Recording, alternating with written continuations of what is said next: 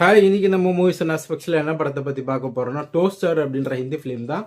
இது வந்து டேரெக்டாக வந்து நெட்ஃப்ளிக்ஸில் ரிலீஸ் ஆயிருக்கு. ஒரு டேரக்ட் ஓடிடி கண்டென்ட்டாக ரிலீஸ் ஆயிருக்கு. அண்ட் நெட்ஃப்ளிக்ஸில் வந்து அப்பப்போ இந்த மாதிரி ஹிந்தி லாங்குவேஜில் ஒரு டேரக்ட் படம் வந்து ரிலீஸ் ஆகிட்டு இருக்கும். அண்ட் தமிழ் டப்பிங்லேயும் பண்ணுவாங்க, ஆல் சவுத் இந்தியன் லாங்குவேஜ்லையுமே பண்ணுவாங்க.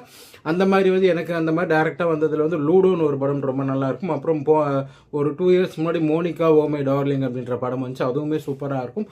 ஸோ அந்த மாதிரி இந்த வாட்டி வந்து டோஸ்டர் இந்த வீக் ரிலீஸ் ஆயிருக்கு. இதுவும் வந்து ராஜ்குமார் ராவும் சானியா மல்ஹோத்ராவும் நடிச்சிருக்காங்க. அண்ட் இந்த படத்தில் வந்து கதை என்னன்னா, ராஜ்குமார் ராவ் வந்து ஒரு பெரிய கஞ்ச பிஸ்னரியாக வருவார்.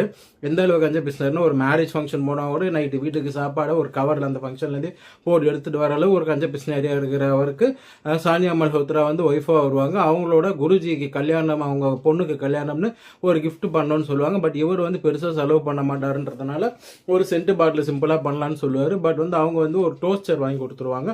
5000 rupees மதிப்புள்ள அந்த டோஸ்டரை கிஃப்டாக பண்ணுறாங்க. அண்ட் கிஃப்ட் பண்ணிட்டு மறுநாள் வீட்டுக்கு வந்த அப்புறம் தான் தெரியும் அந்த மேரேஜ் வந்து நின்று போயிடுச்சு. மாப்பிள்ளை பையனுக்கு வேற யார் கூட அஃபேர் இருந்ததுனால அது வந்து மேரேஜ் கேன்சல் பண்ணிட்டாங்க அப்படின்னு. இவருக்கு வந்து அதுக்கப்புறம் வந்து இவரால் தாழ முடியல, அதான் மேரேஜ் தான் நின்றுச்சு, அப்படி எதுக்கு கிஃப்ட்டுன்ட்டு அந்த கிஃப்ட்டை கேட்டு வீட்டுக்கு போகிறாரு. அண்ட் அவங்க வந்து அதெல்லாம் தானமாக ஆசிரமத்துக்கு கொடுத்துட்டுன்றாங்க. அப்புறம் அந்த ஆசிரமத்துக்கும் தேடி போகிறாரு. அங்கே அவங்க தரல அப்படின்றப்ப அதை வந்து திருட பிளான் பண்ணுறாரு. ஒரு வழியாக அதை திருடிட்டும் வந்துடுறாரு. வந்துட்டு அப்புறம் அது அவங்க வீட்டில் வச்சா போலீஸ் கிட்ட மாட்டி போன்ற இதில் பக்கத்து வீட்டில் வைக்கிறாரு. அண்ட் பக்கத்து வீட்டில் இருக்கிறவன் ஒரு பென்ட்ரைவை வந்து ஒரு மினிஸ்டரோட அந்தரங்கமான வீடியோவோட பென்ட்ரைவை அந்த டோஸ்டருக்குள்ளே ஒழிச்சு வைக்கிறாரு.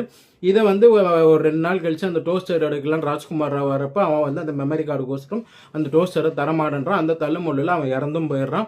அந்த இறக்குறப்ப அந்த இவர் தள்ளுற மாதிரி இருக்கிற அந்த வீடியோவை வந்து அந்த அப்பார்ட்மெண்ட்லேயே இருக்கக்கூடிய ஒரு கிளவி வந்து அதை ஷூட் பண்ணிடுறாங்க.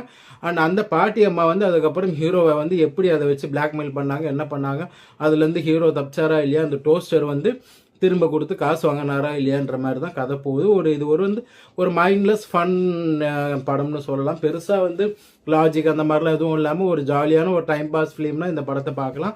அண்ட் வந்து டோஸ்டரை வச்சு அவங்க ஸ்டார்டிங்கில் பண்ணுற காமெடிஸ்லாம் நல்லா இருந்துச்சு. ஃபர்ஸ்ட் ஆஃப் ஃபுல்லாகவே காமெடி நல்லா ஒர்க் அவுட் ஆச்சு.